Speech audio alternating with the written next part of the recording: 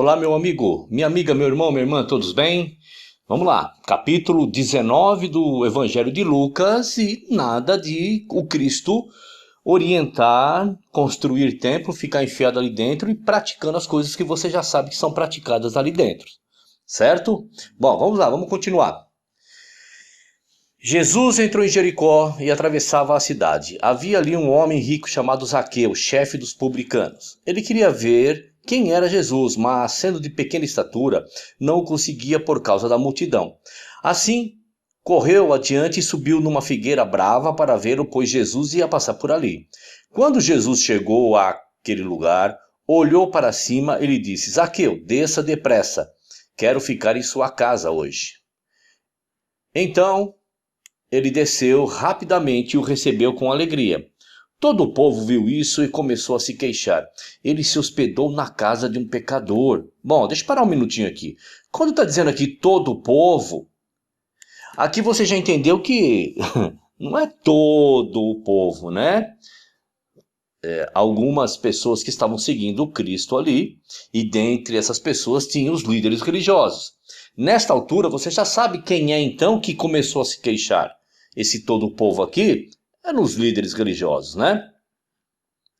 Vamos lá, verso 8. Mas Zaqueu levantou-se e disse ao Senhor: Olha, Senhor, estou dando a metade dos meus bens aos pobres. Olha aí. E se de alguém extorquir alguma coisa, devolverei 4 vezes mais.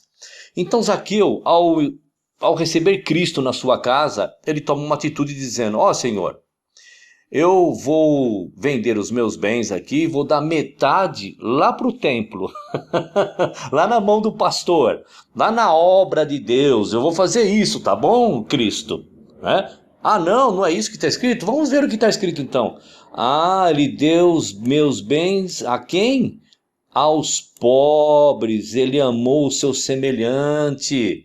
Ele diretamente fez aquilo que o Cristo, que o Criador espera que façamos, enquanto temos bens aqui para poder ajudar as pessoas. Ele deu diretamente aos pobres.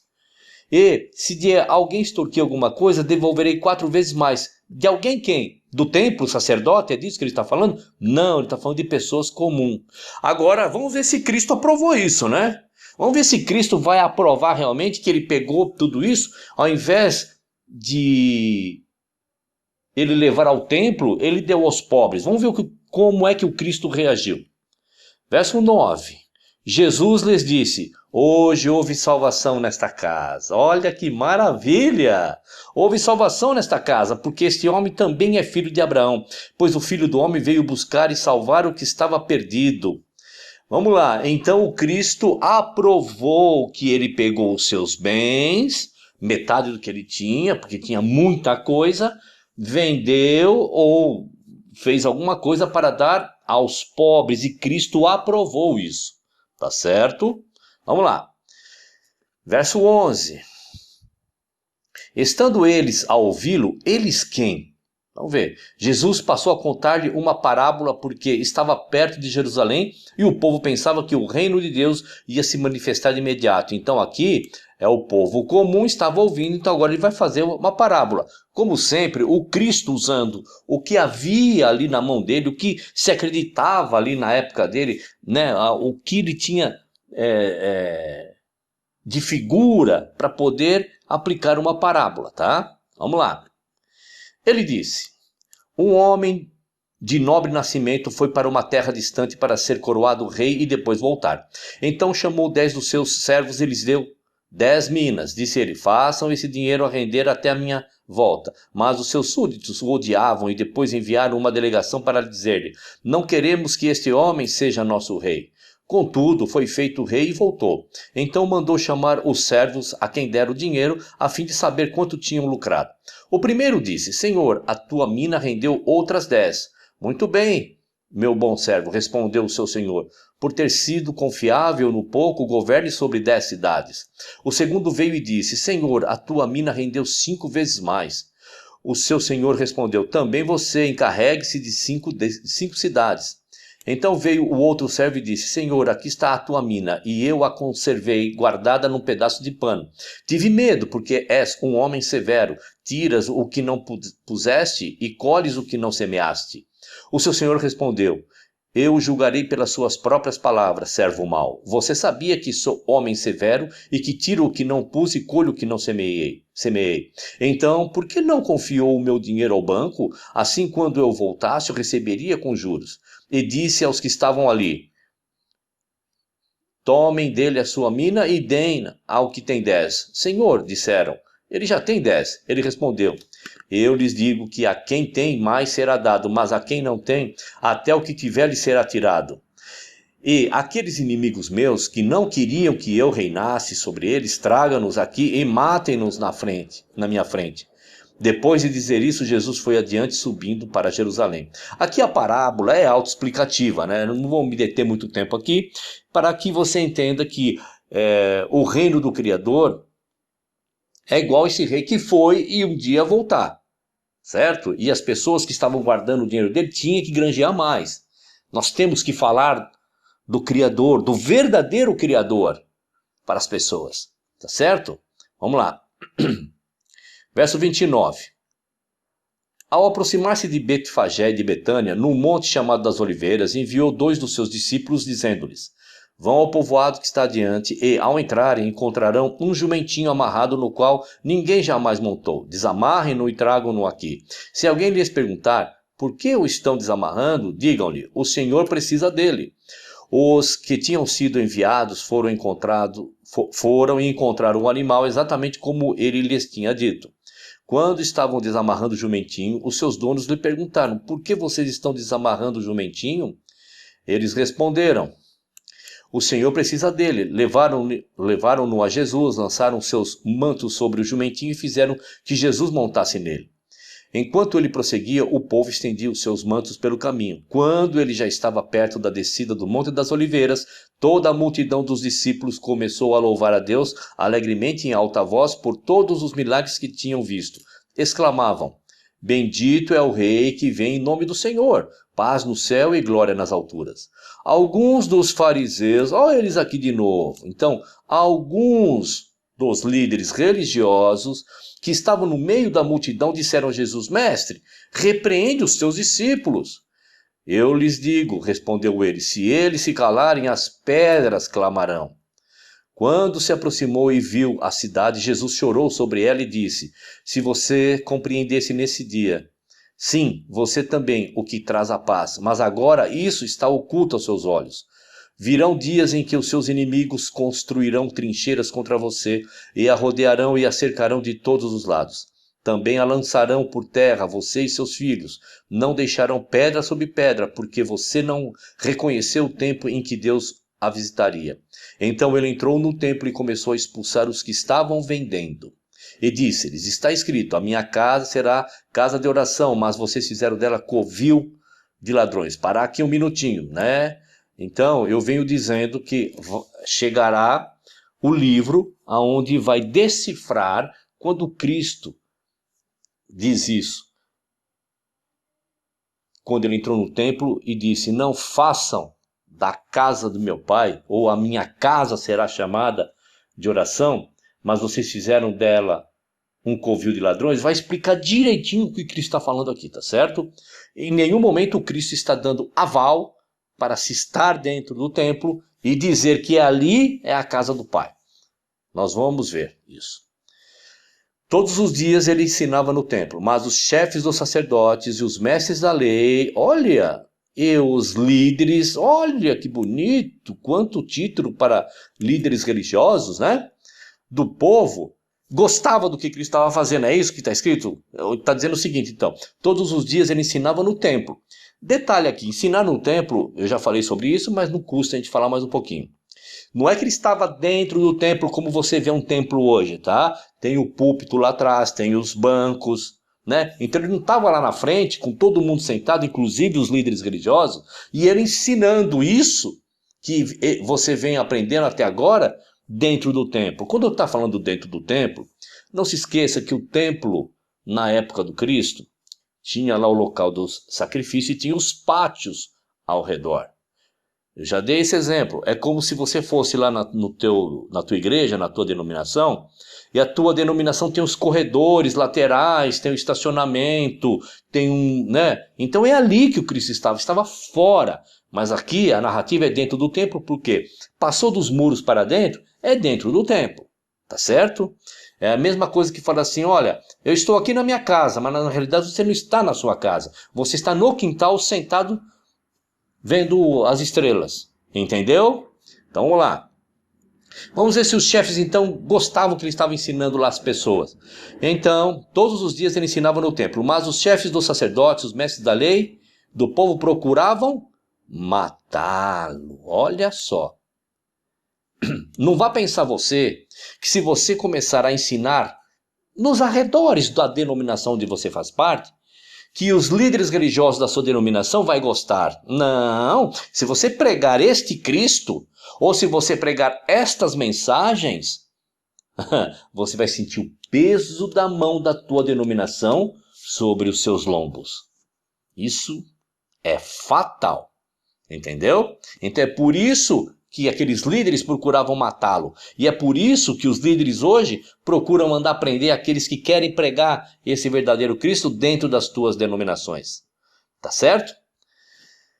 Todavia, não conseguiam encontrar uma forma de fazê-lo porque todo o povo estava fascinado pelas suas palavras. Mais uma vez aqui então terminamos de ler o capítulo 19 do livro de Lucas e Cristo não mandando ninguém ficar enfiado dentro do templo, como você fica hoje, ou construir templos, como você ajuda colocando o seu dinheiro lá, ou indo você colocar o tijolinho, a argamassa e tudo mais. Tá certo? Vamos lá. Capítulo 20. Certo dia, quando Jesus estava ensinando o povo no templo e pregando as boas novas, chegaram-se a ele os chefes dos sacerdotes, chegaram a ele os líderes religiosos, juntamente com os mestres da lei, né, líderes religiosos e os líderes religiosos. Olha só quantos líderes religiosos, né? E lhe perguntaram, com que autoridade estás fazendo essas coisas? Quem te deu esta autoridade? Ele respondeu, eu também lhes farei uma pergunta. Digam-me, o batismo de João era do céu ou dos homens? Aqui também, dá uma paradinha, você que vem acompanhando o meu canal, tem vídeos sobre batismo e tudo mais, né? Eu já expliquei aqui que se o batismo de João, que era aquele nas águas, fosse dos céus, ou seja, o Criador tivesse falado através da boca de algum profeta, para que se isso fosse feito, o Cristo jamais faria essa pergunta, porque ele seria pego, tá certo? Vamos lá. Eles discutiam entre si dizendo, se dissermos do céu, ele perguntará, então por que vocês não creram nele? Mas se dissermos dos homens, todo o povo nos apedrejará, porque convencidos estão de que João era um profeta. Assim responderam, não sabemos de onde era. Disse então Jesus, tampouco lhes direi com que autoridade estou fazendo estas coisas. Então Jesus passou a contar ao povo esta parábola.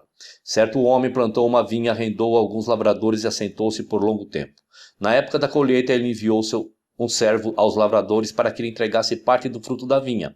Mas os lavradores o espancaram e o mandaram embora de mãos vazias. Ele mandou outro servo, mas esse também espancaram e o trataram de maneira humilhante, mandando-o embora de mãos vazias. Enviou ainda um terceiro e eles o feriram e o expulsaram da vinha. Então o proprietário da vinha disse, que farei? Mandarei meu filho amado. Quem sabe o respeitarão. Mas quando os lavradores ouviram, combinaram entre si dizendo, este é o herdeiro, vamos matá-lo e a herança será nossa. Assim lançaram-no fora da vinha e o mataram. O que lhes fará então o dono da vinha? Virá, matará aqueles lavradores e dará a vinha a outros. Quando o povo ouviu isso, disse, que isso nunca aconteça. Aqui essa parábola, né, vamos deixar claro aqui, que o Cristo está falando o seguinte, né, que os primeiros que foram enviados são os profetas, tá? E o herdeiro da vinha é o Cristo. Tá bom? Jesus olhou fixamente para eles e perguntou, então, qual é o significado do que está escrito? A pedra que os construtores rejeitaram tornou-se a pedra angular. Todo o que cair sobre esta pedra será despedaçado, e aquele a quem ela cair será reduzido a pó. Os mestres da lei, os chefes dos sacerdotes, os líderes religiosos, gostaram muito disso? Vamos ver. Procuravam uma forma de prendê-lo imediatamente, pois perceberam que era contra eles que ele havia contado essa parábola. Todavia, tinham medo do povo. Ó a carapuça mais uma vez servindo aí, né? Pondo-se a vigiá-lo, eles mandaram espiões. Os líderes religiosos mandaram espiões que se fingiam justos para apanhar Jesus em alguma coisa que ele dissesse, de forma que o pudessem entregar ao poder e autoridade do governador. Assim os espiões lhe perguntaram: mestre, sabemos que falas e ensinas o que é correto e que não mostras parcialidade, mas ensina o caminho de Deus conforme a verdade. É certo pagar imposto a César ou não? Ele percebeu a astúcia deles e lhes disse: mostre-me um denário. De quem é a imagem e a inscrição que há nele? De César, responderam eles. Lhes disse: portanto, deem a César o que é de César e a Deus o que é de Deus. E não conseguiam apanhá-lo em nenhuma palavra diante do povo. E, admirados com a sua resposta, ficaram em silêncio. Alguns dos saduceus, que dizem que não há ressurreição, aproximaram-se de Jesus com a seguinte questão: mestre, disseram eles, Moisés nos deixou escrito que se o irmão de um homem morrer e deixar a mulher sem filhos, este deverá casar-se com a viúva e ter filhos para seu irmão. Havia 7 irmãos, o primeiro casou-se e morreu sem deixar filhos. O segundo e o terceiro e depois também os outros casaram-se com ela e morreram os 7 sucessivamente sem deixar filhos. Finalmente morreu também a mulher. Na ressurreição, de quem ela será esposa, visto que os 7 foram casados com ela? Jesus respondeu: os filhos